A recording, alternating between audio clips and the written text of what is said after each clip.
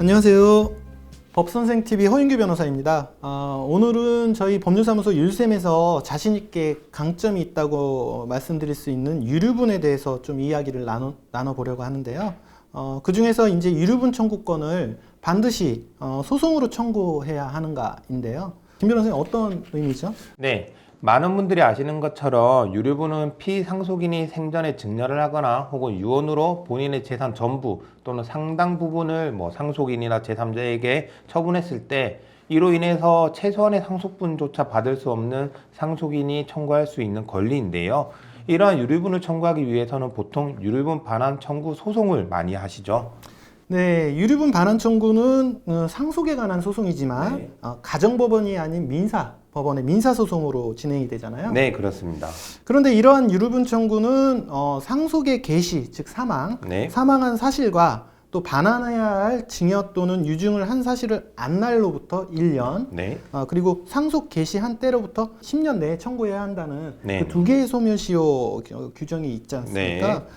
근데 이제 저희는 보통은 안전하게 망인이 돌아가시고 1년 내에 제기하는 것이 안전하다고 하잖아요. 네, 그렇습니다. 이 상속 개시 후 1년이 지나서 유류분 반환 청구를 하게 되면 상대방에서는 원칙적으로 소멸시효가 완성이 됐다. 네. 1년의 소멸시효가 완성이 되었다고 주장을 합니다. 네. 그렇게 되면은 이 유류분을 청구하는 측에서 이 1년의 소멸시효가 지나지 않았다는 사실을 입증을 해야 되고요. 예. 거기에서 조금 어려움이 생길 수가 있죠. 그래서 보통 안전하게 하시려면 이제 피상속인이 사망하시고 나서 1년 이내에 하시는 게 좋다. 네. 그렇게 말씀을 드리고요. 그런데 이렇게 유류분을 청구하는 것을 꼭 소송으로만 해야 된다고 생각하시는 분들이 계신데 이 유류분 반환 청구의 경우에는 소송뿐만이 아니라 소송 외, 재판 외에서도 하실 수가 있습니다. 그러면 그 단기 소멸시효인이 1년 내에 꼭 소송을 걸지 않아도 재판에서 그러니까 유류분을 달라고 네. 내용 증명이라든지 이런 식으로 청구를 하면 그 소멸시효 기간에 걸리지 않는다는 말씀이신 거죠? 네, 이에 대한 판례가 있는데요. 유류분 반환 청구권의 행사는 재판상 또는 재판 외에서 상대방에 대한 의사 표시의 방법으로 할 수가 있고 이 경우 그 의사 표시는 침해를 받은 유증 또는 증여 행위를 지정하여 이에 대한 반환 청구의 의사를 표시하며 족하다고 했습니다. 즉 이러한 내용이 담겨 있다면 어떠한 방법으로 통지를 하셔도 무방합니다.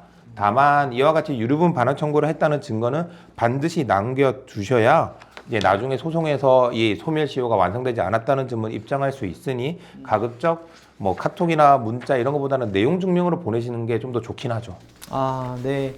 그러면 결국은 만약에 어떠한 사정 때문에 망인이 사망하신 후 1년이 거의 다 돼가도록 유류분 청구 소송을 제기하지 못하고 있다.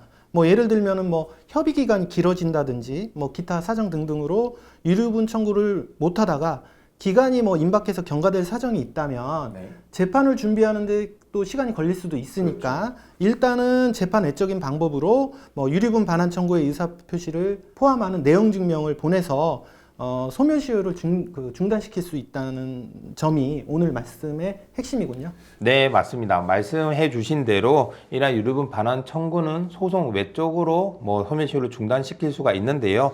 다만 이제 안전하게 소송을 하시기 위해서는 유류분을 반환 받으시기 위해서는 그 피상속인이 돌아가시고 난 1년 내에 소송을 하시는 게 좋고 이러한 방법을 이제 추천드립니다.